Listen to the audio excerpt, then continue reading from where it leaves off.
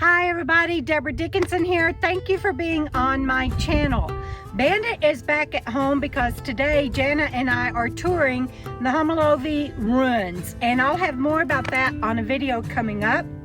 Today I'm going to talk to you about the differences that I am seeing out here since I started camping full-time in 2015.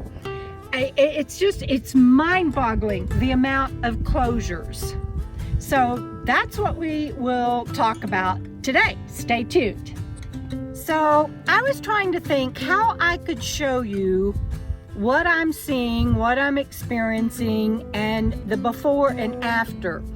So I am going to just show you some clips of places where I used to camp. So be sure and look for the titles on the actual clips, and it'll tell you where that is camped.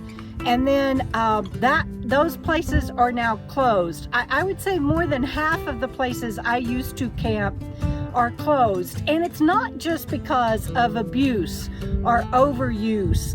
You're going to see signs that I'm going to share. For example, you're going to see a sign that says don't camp within 1/4 of a mile from the water source. And again, be sure you know before you go, because that's different in every district. So you want to be sure you're obeying the rules, laws, guidelines, and their restrictions. So that sign, however, is there, and yes, you want to obey those signs and obey the rules, but it's there because they put up a stock pond because they have leased the area out to cattle ranchers. And I'm not going to get into that debate. That's not what this video is about. But that's an area close to Bismarck Lake where I used to camp, and it's no longer available. So you will see just different reasons why some of the places out here are getting closed. Some of it also has to do with funding. They don't have enough personnel and money to maintain lands, and so they need people to stay off for the health of the land itself. Anyway, I'm blown away by all of the changes, and this has been a series of 4 videos talking to you about what has been on my heart since we ran from the pipeline fire and what research has revealed. And I hope that this tells you that things are changing.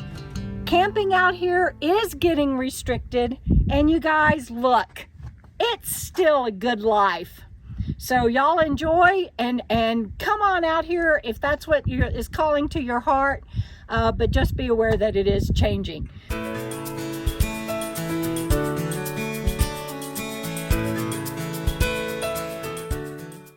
Hey, before I jump into showing you some of the closures I'm experiencing, I want to say that I know all things change. I mean, right? That's the one thing that is inevitable, is change.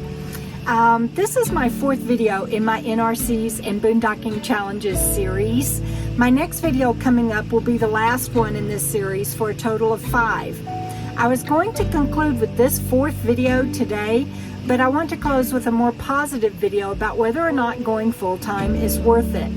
I certainly think it is, and I'm going to have several people in my final video that are going to share their thoughts on this, and so you're going to want to tune in and hear what they have to say so you can make up your own mind.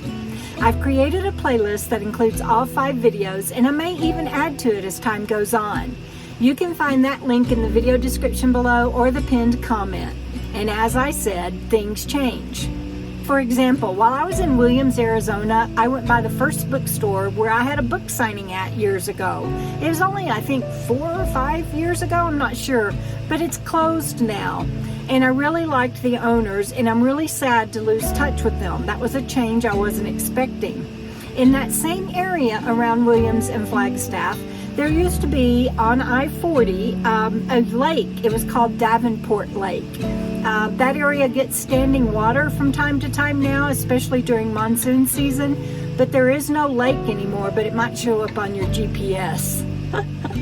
The same is true with many rivers and canyons that were formed eons ago by water, right? They're canyons now. They're not water and rivers. And In a video coming up after this series end, I'll share with you some ancient Pueblo ruins that Frugal RV gal and I got to visit. The Little Colorado River used to flow freely near the Homolovi Hopi ruins. It was a large and mighty source that was home not only to the ancients, but also to elk, antelope, deer, waterfowl. The ancients had bountiful crops and medicinal herbs, and it's hard to even vision that now, all that foliage and massive wildlife, because it's just desert. So we all get it, right? Things change, and we either accept and adapt or make it better. But that includes more than half of the places I used to camp being closed now.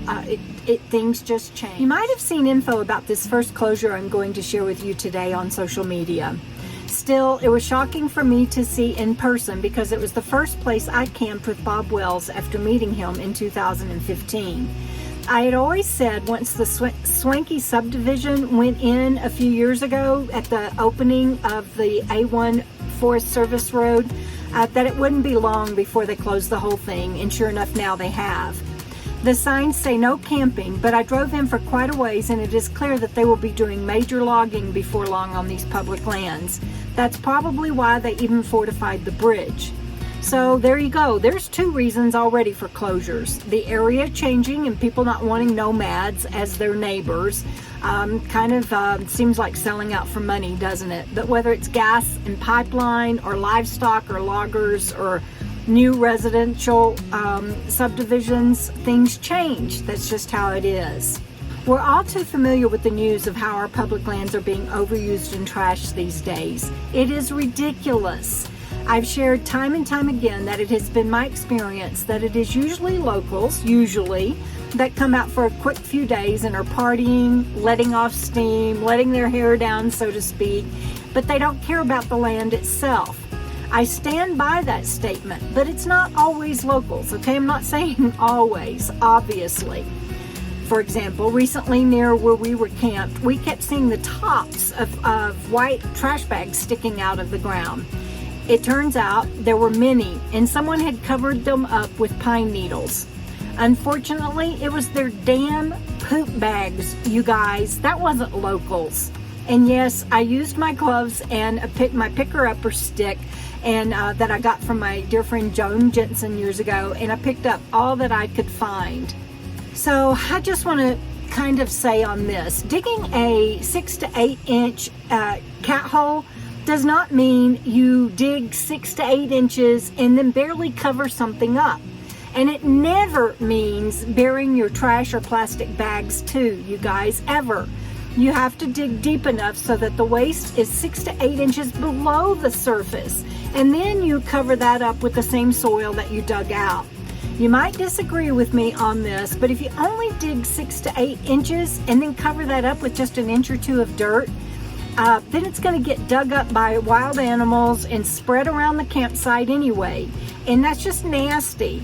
But what this person did, leaving their stuff in plastic bags and just barely covering it with pine needles, was inexcusable and ridiculous. And I see behavior out here like this all the time.